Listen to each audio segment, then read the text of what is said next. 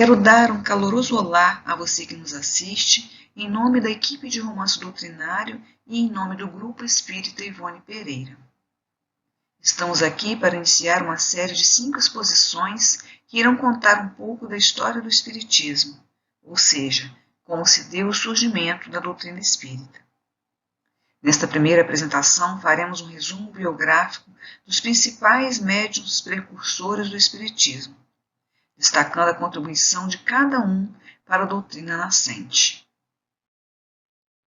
A seguir, na segunda apresentação, falaremos dos fenômenos de Hydesville, na terceira das mesas girantes, na quarta da diversão aos assuntos sérios e na quinta da doutrina espírita.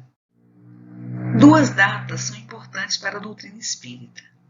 31 de março de 1848, data em que ocorreu o fenômeno que despertou para o surgimento do movimento espírita, e 18 de abril de 1857, que foi o dia do lançamento de O Livro dos Espíritos por Allan Kardec. Esta, sim, seria uma data em que o Espiritismo apareceu ao mundo como doutrina. Mas sabemos que a comunicabilidade dos espíritos e a mediunidade existe de há muito tempo. Elas não surgiram com o fenômeno acontecido em 1848. Portanto, não temos condições de fixar uma data para o início das primeiras aparições de uma força inteligente sobrenatural. Então, vamos nos basear no que diz o escritor Arthur Conan Doyle em sua obra A História do Espiritismo. Considera ele que Emanuel Swedenborg, o grande vidente sueco do século XVIII, foi o grande anunciador do influxo espírita dos últimos tempos, quando o fenômeno mediúnico deixa de ter caráter episódico para transformar-se no que ele chama de uma invasão organizada pelo mundo espiritual. Vamos representar nessa linha do tempo o período em que cada médium precursor, segundo Conan Doyle, deu sua contribuição para o surgimento do movimento espírita. Nessa primeira apresentação, vamos falar sobre Emanuel Swedenborg, que viveu entre os anos de 1688 a 1772. Depois, vamos falar sobre Edward Irving, que viveu entre o final do século XVIII e início do século XIX.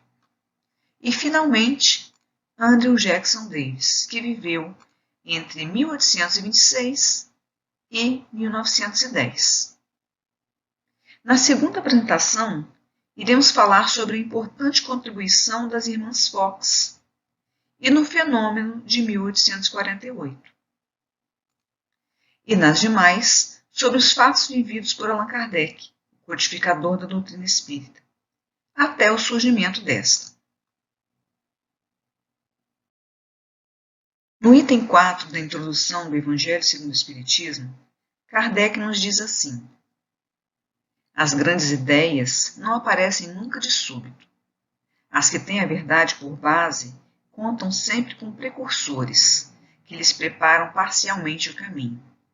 Depois, quando o tempo é chegado, Deus envia um homem com a missão de resumir, coordenar e completar os elementos esparsos, com eles formando um corpo de doutrina. Dessa maneira, não tendo surgido bruscamente, a doutrina encontra, ao aparecer, espíritos inteiramente preparados para aceitar. Aqui, então, ele nos fala da finalidade, da importância dos precursores de uma doutrina, onde eles preparam o caminho para o que virá a seguir. Nesse texto, Kardec referia-se a Sócrates e Platão, que prepararam o caminho para Jesus, que viria com a segunda revelação, sem talvez imaginar que também se encaixaria perfeitamente na terceira revelação. Emanuel Swedenborg, homem de inteligência notável, enérgico quando rapaz e amável na velhice, era bondoso e sereno. Swedenborg provinha de uma respeitada e devotada família. Seu pai foi um bispo luterano e professor de teologia na Universidade de Uppsala. Iniciou seus estudos na Universidade de Uppsala aos 11 anos. Swedenborg se formou em Direito, Medicina e Filosofia. E a Faculdade de Filosofia incluía também o estudo de Ciências e Matemática. Dominou várias línguas e, como diversão, escrevia poesias e estudava música, chegando a atuar como organista no serviço litúrgico da Igreja Sueca. Terminando a universidade em 1709, empreendeu uma longa viagem ao exterior a fim de aprimorar a instrução, passando alguns anos na Inglaterra, França, Holanda e Alemanha. Nesse período, estudou física, astronomia e a maioria das outras ciências naturais. Além disso, era profundo estudioso da Bíblia. Em suma, numa época em que poucos indivíduos tinham acesso à instrução normal, Swedenborg passou 35 anos empenhado num intensivo programa de aprendizagem quase autodidata. Como vimos, era um homem de grande inteligência do século XVIII, mas também era um grande médium clarividente. Desde menino, Swedenborg teve suas visões. Possuía poderes geralmente chamados vidência à distância, no qual a alma deixa o corpo e vai buscar uma informação à distância, voltando com notícias do que se passa em outro lugar. Não é uma faculdade rara nos médiuns, mas é rara nos intelectuais, e também rara quando acompanhada por um estado aparentemente normal do corpo, quando ocorre o fenômeno. Uma dessas visões aconteceu durante um jantar na casa de um amigo em Gotemburgo.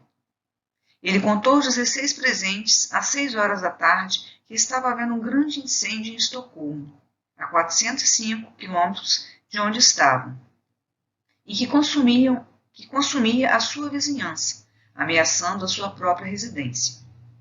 2 horas mais tarde, ele exclamou com alívio que o fogo tinha parado a 3 portas de sua casa. 2 dias depois, relatórios confirmaram cada declaração que ele tinha feito, a ponto de coincidir com exatidão quanto à hora em que Swedenborg tinha recebido sua primeira impressão. Mas suas forças psíquicas desabrocharam mesmo quando ele residia em Londres, aos 55 anos, em abril de 1744. Em sua primeira visão, Swedenborg fala de uma espécie de vapor que exalava dos poros do seu corpo. Era um vapor aquoso, muito visível, e caía no chão sobre o tapete. Tal descrição corresponde ao ectoplasma, substância produzida pelos médiuns em todos os fenômenos ditos de efeitos físicos. Logo, dentre as habilidades mediúnicas de Swedenborg, além da clarividência, estado sonambúlico, vidência mediúnica, estado de vigília, e audiência mediúnica, soma-se a de efeitos físicos. Desde o dia da sua primeira visão até sua morte, 27 anos depois, esteve ele em contínuo contato com o outro mundo. Eis como ele próprio conta a sua primeira revelação, em que ele viu um espírito que reconheceu ser Deus. Na noite seguinte, o mesmo homem, ainda radiante de luz, apresentou-se e me disse: Eu sou Deus, o Senhor, Criador e Redentor. Escolhi-te para explicar aos homens o sentido interior e espiritual da Sagrada Escritura. Ditarei o que deves escrever. Swedenborg foi criado na religião luterana. Não acreditava na reencarnação e não reconhecia a atividade dos médiuns da época. Ele então entendeu que teria sido escolhido como instrumento pelo qual Deus iria fazer revelações de si mesmo aos homens, de modo semelhante ao que fizeram nas visões bíblicas do Velho Testamento, e que através disso saberia o sentido oculto ou espiritual existente nas Sagradas Escrituras. Desde aquele dia, Swedenborg renunciou a todas as suas ocupações mundanas para trabalhar somente com as coisas espirituais e conformar-se à ordem que havia recebido. A seguir, ele inicia sua famosa exegese bíblica, que representou a sua condenação, pois era pouco inteligível, baseando-se em uma série de correspondências e simbologias de difícil compreensão. A terra, diz Swedenborg, corresponde ao homem. Os diversos produtos que servem como alimento para os homens correspondem a diversos tipos de bens e de verdades. A casa corresponde à vontade e ao entendimento, que constituem o mental humano. Os animais correspondem às afeições, os que são úteis e dóceis, às afeições boas, e os que são nocivos e maldosos, às afeições más. etc., etc. Assim, segundo Swedenborg, tudo se vincula, tudo se encadeia pelo influxo e produz a correspondência. Mas Swedenborg teve o privilégio de examinar várias esferas do outro mundo, e ainda que suas ideias sobre teologia tivessem marcado as suas descrições, por outro lado, a sua imensa cultura lhe permitiu excepcional poder de observação e comparação. São nessas informações e em suas forças psíquicas que reside seu mérito. E é para este lado que nos voltamos agora. Vejamos algumas observações que suas jornadas nos trouxeram, e até onde elas coincidem com os conhecimentos que temos hoje. O cenário, as condições e a estrutura do mundo espiritual assemelha-se às sociedades terrenas. Há anjos e demônios no mundo espiritual, não diferentes do mundo físico, de acordo com seus graus de evolução. Swedenborg divide o mundo dos espíritos em 3 lugares diferentes: céus, intermediários e infernos, sem, no entanto, atribuir-lhes lugar. Após a morte, diz ele, entra-se no mundo dos espíritos. Os santos se dirigem voluntariamente a um dos 3 céus e os pecadores a um dos 3 infernos, de onde jamais sairão. Esta foi uma interpretação dele, com base em seus estudos teológicos, vivências e experiências religiosas. Devemos também levar em consideração as limitações que ele tinha naquela época quanto à questão espírita. Ele foi um pioneiro nessas experiências. Estavam sendo lançadas sementes para a humanidade, que mais tarde germinariam na doutrina espírita, quando Kardec explicou todas essas experiências com a ajuda dos espíritos. Vejamos uma citação de Kardec sobre Swedenborg na Revista Espírita de novembro de 1859. Cometeu um erro muito perdoável, tendo em vista sua inexperiência com as coisas do mundo oculto, que foi aceitar muito cegamente tudo o que lhe era ditado, sem o submeter ao controle severo da razão. Se tivesse pesado maduramente o pró e o contra, teria reconhecido princípios inconciliáveis com uma lógica ainda pouco rigorosa. Hoje, provavelmente, não cairia na mesma falta, porque teria os meios para julgar e apreciar o valor das comunicações de além-túmulo. Sua doutrina, sem dúvida, deixa muito a desejar. Ele próprio, hoje, está longe de aprová-la em todos os pontos. Entretanto, por mais refutável que seja, nem por isso deixará de ser um dos homens mais eminentes do seu século. E vejamos como que Kardec conclui a respeito de Swedenborg. Nos diz assim: a doutrina de Swedenborg, se não foi aceita por todos com todas as suas consequências, teve, contudo, como resultado a propagação da crença na possibilidade de comunicação com os seres de além-túmulo. Crença, aliás, muito antiga, como todos sabem, mas até agora oculta ao público pelas práticas misteriosas que a envolviam. O incontestável mérito de Swedenborg, seu profundo saber e sua alta reputação de sabedoria tiveram grande influência na propagação dessas ideias, que hoje mais e mais se popularizam, pois crescem em plena luz e, longe de buscar a sombra do mistério, apelam à razão. Apesar dos erros do seu sistema, Swedenborg não deixa de ser uma das grandes figuras cuja lembrança ficará ligada à história do Espiritismo, do qual foi um dos primeiros e mais zelosos pioneiros. E para dissipar qualquer imagem ruim que ainda tenha ficado de Swedenborg, temos na Revista Espírita de novembro de 1859 o registro de uma comunicação de Swedenborg, onde ele reconhece os equívocos de sua doutrina. Assim nos diz ele: a minha moral espírita e a minha doutrina não estão isentas de grandes erros. Elas não são eternas, bem eu vejo. Deus é muito justo e muito bom para punir eternamente a criatura que não tem força suficiente para resistir às paixões. Também aquilo que eu dizia do mundo dos anjos, que é o que pregam nos templos, não passava de ilusão dos meus sentidos. De boa fé eu julgava ver e o disse, mas me enganei. Vós, sim, estáis no melhor caminho, porque estáis mais esclarecidos do que estávamos em meu tempo. E, na codificação, seu nome figura em prolegômenos, atestando a sua participação efetiva como membro da equipe do Espírito de Verdade, contribuindo para a instalação da terceira revelação junto aos homens. Agora passamos a Edward Irving e suas experiências com as manifestações durante a década de 1830. Edward Irving foi um escocês. Conan Doyle descreve Irving como sendo de origem humilde e pertencente à classe dos trabalhadores braçais da Escócia. Após uma juventude de estudos em escola protestante, Edward iniciaria sua carreira religiosa como assistente de um famoso clérigo escocês. Uma pequena igreja escocesa em Matton Garden, em Londres, tinha perdido seu pároco e se achava numa situação crítica, tanto espiritual como financeiramente. Irving é convidado a tomar o lugar do pároco. Com a sua eloquência sonora e luminosas explicações do Evangelho, começou a atrair atenção e, subitamente, a rua humilde das manhãs de domingo ficava pilhada de carruagens. E alguns dos mais notáveis homens de Londres, bem como senhoras, acotovelaram-se dentro do pequeno templo.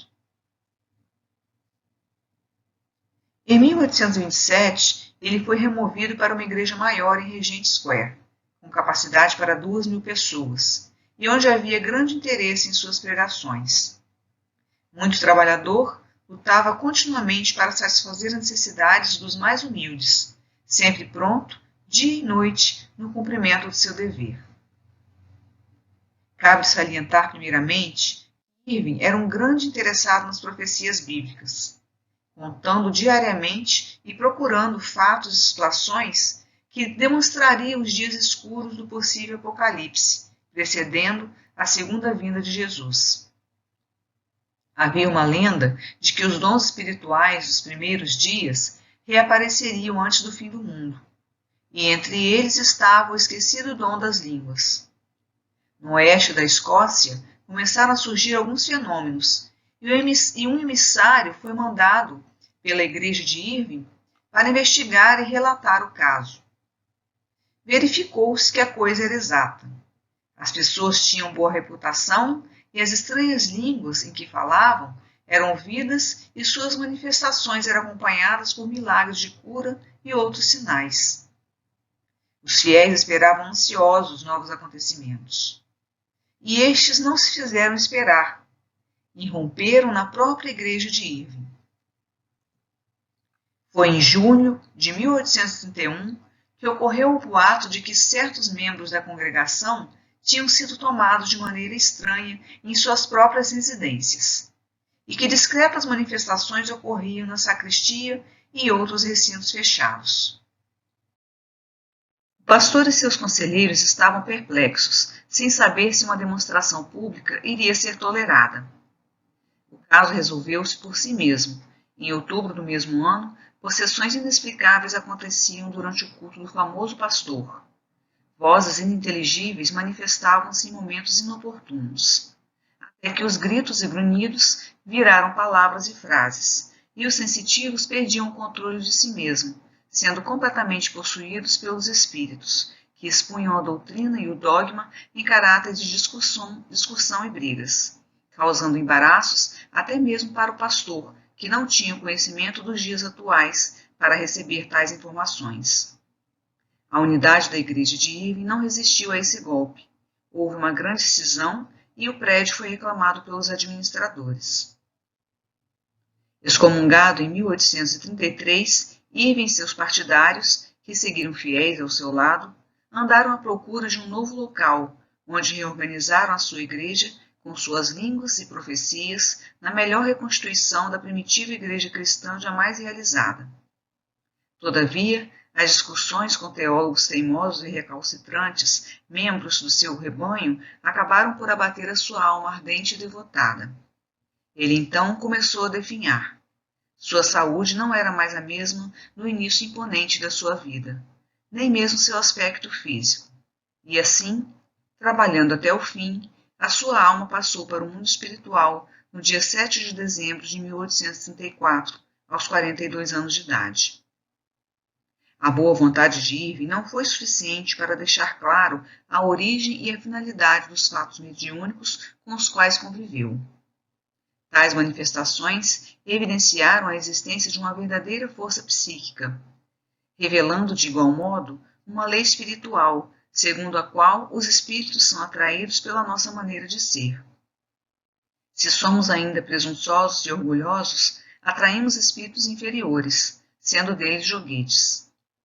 Essa é a razão pela qual podemos explicar a forma contundente e mesmo descaridosa das citadas manifestações. E essas experiências de Irving com as manifestações espíritas foram um traço de união entre Swedenborg e um outro eminente precursor da doutrina espírita. Andrew Jackson Davis nasceu nos Estados Unidos da América do Norte no dia 11 de agosto de 1826 e desencarnou no dia 13 de janeiro de 1910.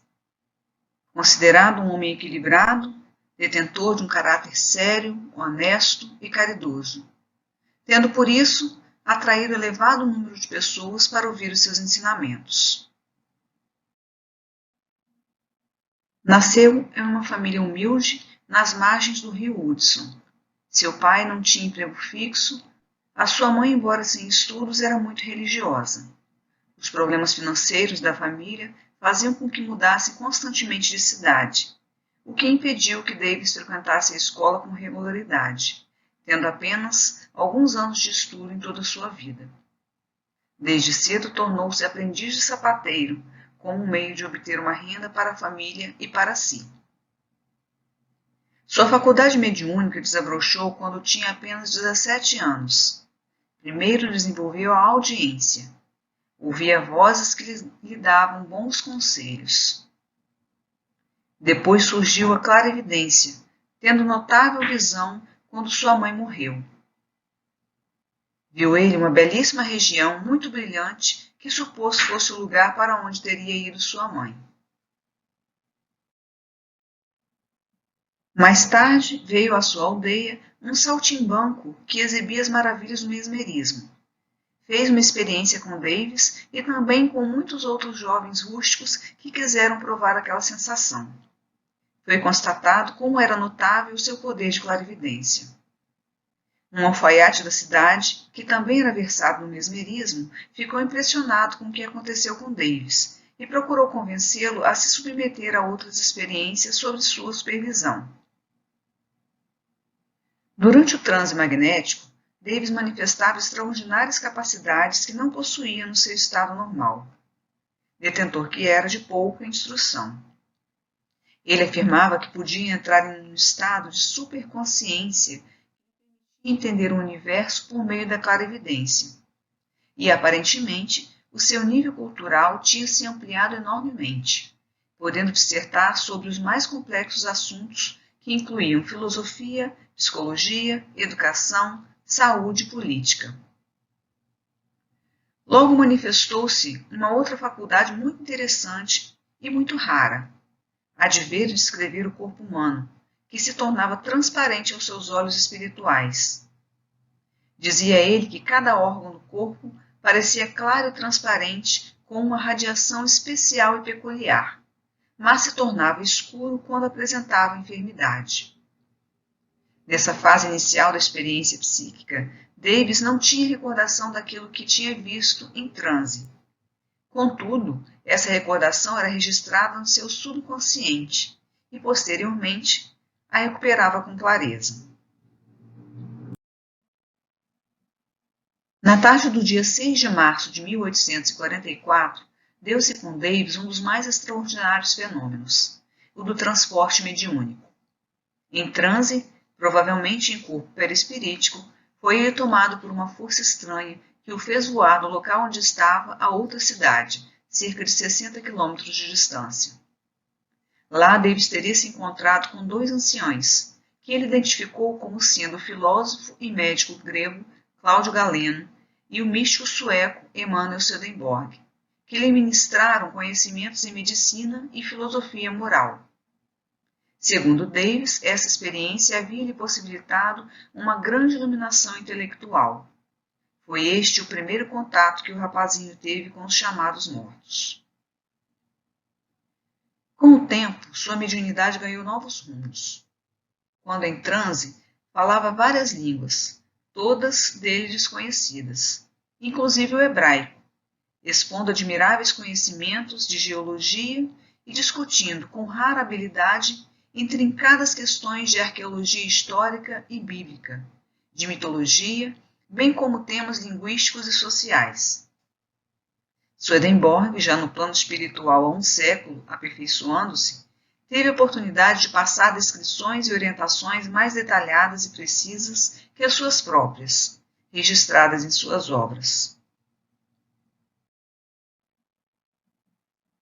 Durante 2 anos, Davis ditou em transe inconsciente um livro sobre os segredos da natureza, dado ao público em 1847 sob o título Os Princípios da Natureza.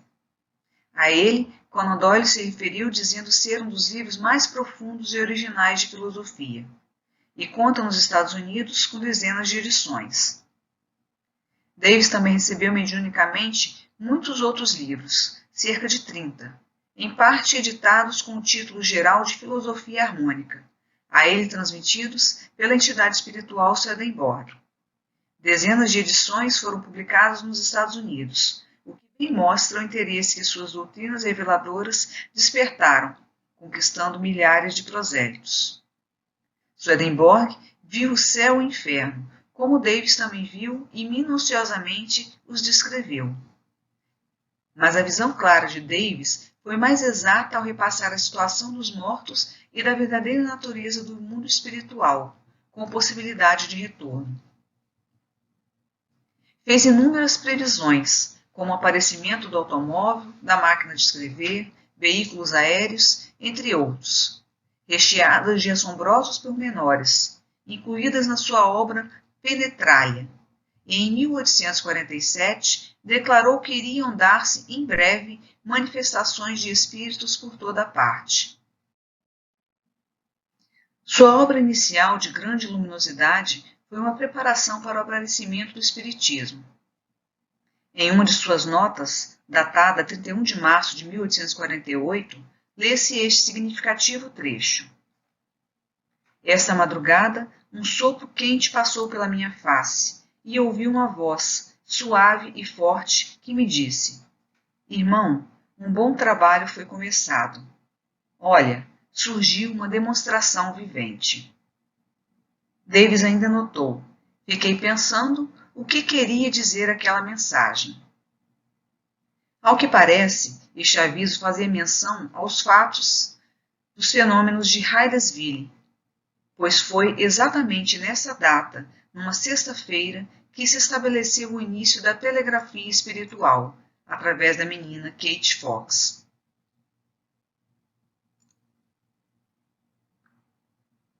Por causa desse fato, Jackson Davis passou a ser citado por alguns escritores espíritas como o profeta da nova revelação.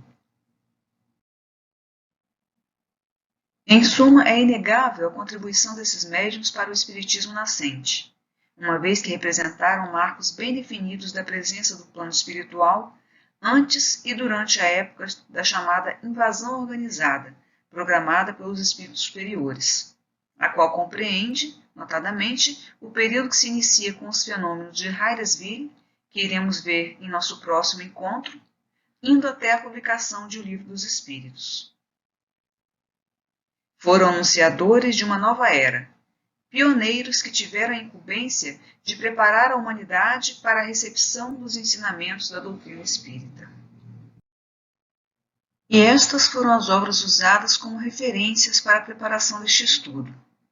Deixamos o convite para o aprofundamento do tema, principalmente do livro do escritor Arthur Conan Doyle, A História do Espiritismo, que contém muitas outras informações interessantes. E terminamos esse estudo com profunda gratidão ao nosso Mestre Jesus pela oportunidade do trabalho na divulgação da doutrina espírita. Ele que nos estende suas mãos amorosas a todo momento, nos amparando e nos instruindo. Agradecemos também aos mentores do Grupo Espírita Ivone Pereira e pedimos a Jesus que nos ampare nesse momento que buscamos a sua doce presença, fortalecendo a nossa fé e nos envolvendo com sua suave energia, para que possamos ter serenidade para passar por estes momentos tão desafiadores para a humanidade. Fica conosco, Mestre, hoje e sempre. Que assim seja.